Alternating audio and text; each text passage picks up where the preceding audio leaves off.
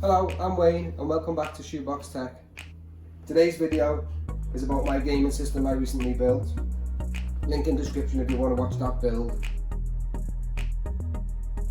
It's currently running a Ryzen 5 2600, 1 gig M.2 drive, 16 gigs of RAM with a 650 watt Corsair power supply, and it's got an ASUS Prime B450 motherboard. The graphics card we chose was the budget, entry level Radeon RX 580, and it's been great. We've been getting decent frames per second in the games that we're running, but it did suffer one or two graphical glitches when it was freezing and rebooting the screen. So we decided to send that back and upgrade to the RX5500XT. This is an extra £50 or so it should give us better performance for a relatively, a smaller price point. So I just wanted to show you quickly and simply the difference between the RX 580 performance with some frames per second in games, and then I'm going to change to this card, 5500XT, and run the same benchmarks in the same games and see what the difference is. So yeah, stay tuned and hope you like the video.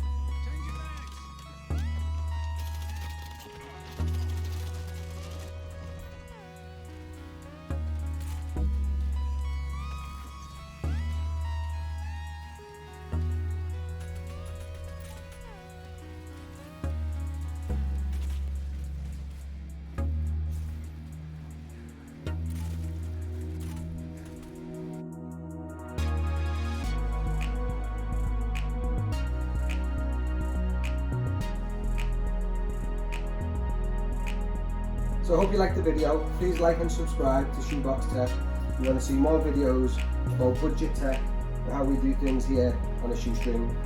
We've got other gadgets that you might, please like and comment. Here is a one-handed gaming keyboard that we've got if you want to see a video on that. And we've got a simple RGB LED light strip that I'm going to install inside the case as well. So up and coming videos all the time. Thanks for watching.